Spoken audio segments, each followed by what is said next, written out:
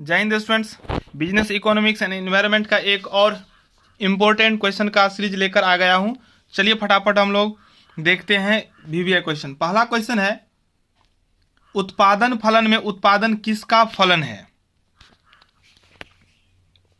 In production function, production is a function of, option A कीमत का price, B उत्पत्ति के साधनों का फैक्टर्स ऑफ प्रोडक्शन, तीसरा है कुल व्यय का टोटल एक्सपेंडिचर, और चौथा है इनमें से कोई नहीं। तो इसका जो राइट आंसर होगा वो होगा फैक्टर्स ऑफ प्रोडक्शन, यानी कि उत्पत्ति के साधनों का। उत्पादन फलन में उत्पादन किसका फलन है? उत्पादन किसका फलन है? तो उत्पत्ति के साधनों का। तो जो भी वीवीआई ऑब्जेक्टिव है वो पहले अपलोड कर देते हैं, उसके बाद लाइव क्लास में आके सभी को हम क्लियर कर देंगे। उत्पत्ति ह्रास नियम लागू होने का मुख्य कारण कौन सा है? उत्पत्ति ह्रास नियम लागू होने का मुख्य कारण कौन सा है? यानी कि the basic reason of opening the law of diminishing return is. तो इसका जो राइट आंसर होगा वो हो जाएगा ऑप्शन ए, यानी कि साधनों की सीमितता, स्कार्सिटी ऑफ फैक्टर्स, और बी साधनों का अपूर्ण स्थानापन्न, यानी कि इम्परफेक्ट सब्स्टिट्यूशन बिटवीन फैक्टर्स। सी इसका आंसर हो जाएगा।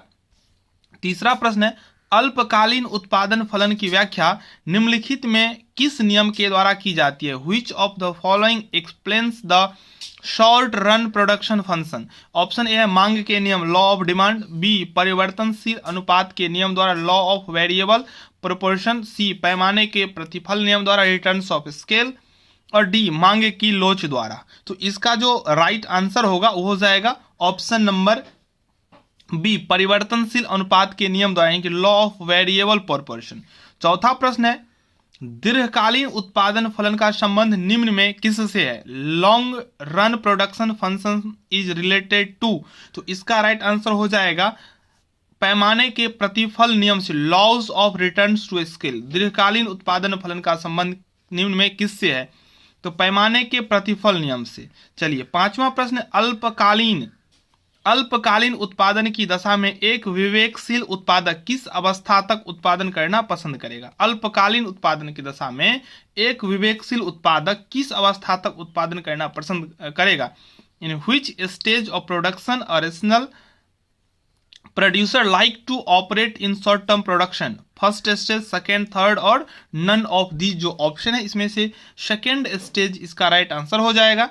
छठा प्रश्न है, परिवर्तनशील अनुपात का नियम उत्पादन की तीन अवस्थाओं की चर्चा करता है। परिवर्तनशील अनुपात का नियम उत्पादन की तीन अवस्थाओं की चर्चा करता है उत्पादन के प्रथम चरण में, यानी law of variable proportion explains three stages of production in the first stage of production.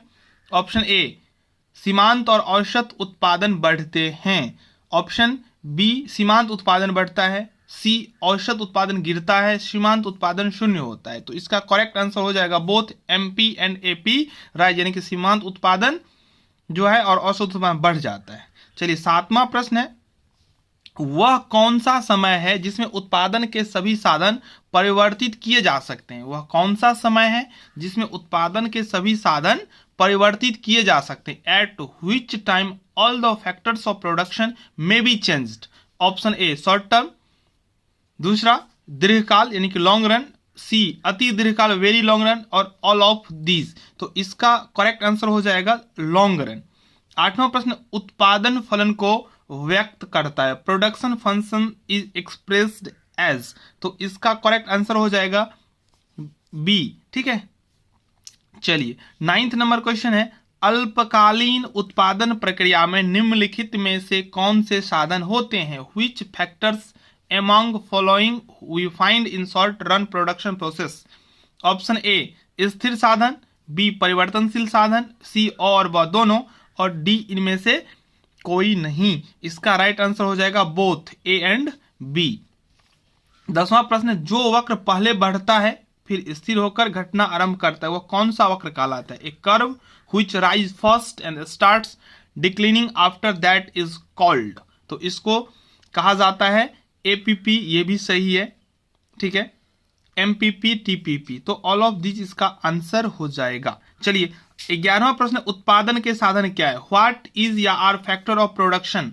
तो इसका आंसर हो जाएगा ऑल ऑफ दीज, यानी कि लेबर, लैंड, कैपिटल सब आते हैं इसमें। 12वां प्रश्न है, परिवर्तनशील अनुपातों का नियम संबंधित है। परिवर्तनशील अनुपातों का नियम संबंधित है। तो इसका राइट आंसर हो जाएगा शॉर्ट रन। ठीक है, आप लोगों को बता दूं, अगर आप ललित नारायण मिथिला यूनिवर्सिटी के किसी भी पार्ट का प्रिपरेशन करना चाहते हैं, अभी आप लोग पार्ट 1 में हैं, फिर पार्ट 2 में जाएंगे, पार्ट 3 में, तो आपको यह चैनल लगातार हेल्प करता रहेगा। इसलिए आप लोग इस चैनल को सब्सक्राइब करके इस चैनल के साथ जुड़ जाइए, बेल आइकन को प्रेस कर देंगे ताकि हम जो भी कोई वीडियो अपलोड करेंगे आप तक सबसे पहले पहुंच जाए। आप लोगों की सुविधा के लिए एक व्हाट्सएप ग्रुप बना दिया गया है, जो व्हाट्सएप ग्रुप 2 के नाम से। जो पहले ग्रुप में ज्वाइन किए हैं उससे इस ग्रुप में जुड़ना नहीं है, लेकिन जो अभी तक ग्रुप ज्वाइन नहीं किए हैं वो ग्रुप ज्वाइन कर सकते हैं, यानी कि फ्रेश स्टूडेंट्स।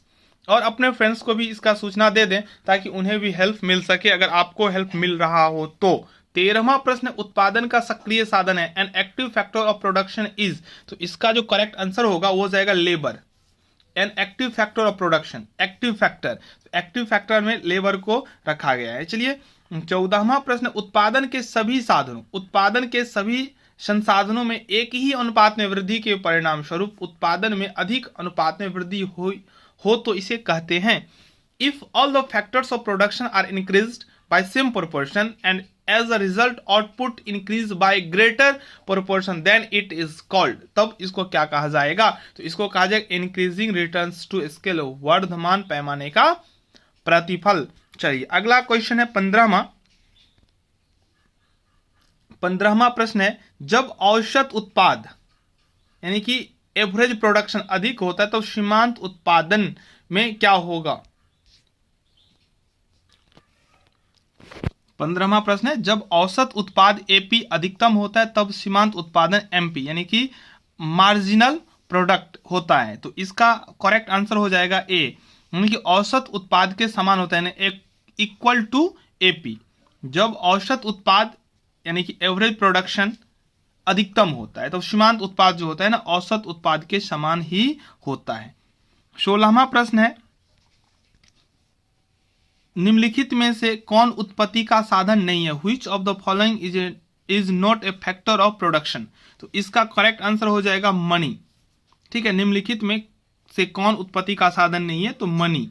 17वां प्रश्न है, the average production curve in the input output plan will be dash. तो इसका करेक्ट आंसर हो जाएगा उल्टे आकार का वक्र, उल्टे यू आकार का वक्र, N inverse U shaped curve. ठीक है, तो आप लोगों को चैप्टर वाइज बता दिया जा रहा है, उसके बाद लाइव क्लास में आपके सभी डाउट को क्लियर किया जाएगा।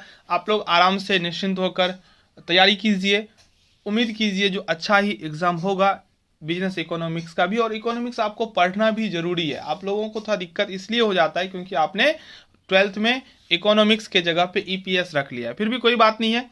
चलिए आप हमारे चैनल के साथ बने रहिए, आपका प्रिपरेशन लगातार करवाता रहूँगा। धन्यवाद।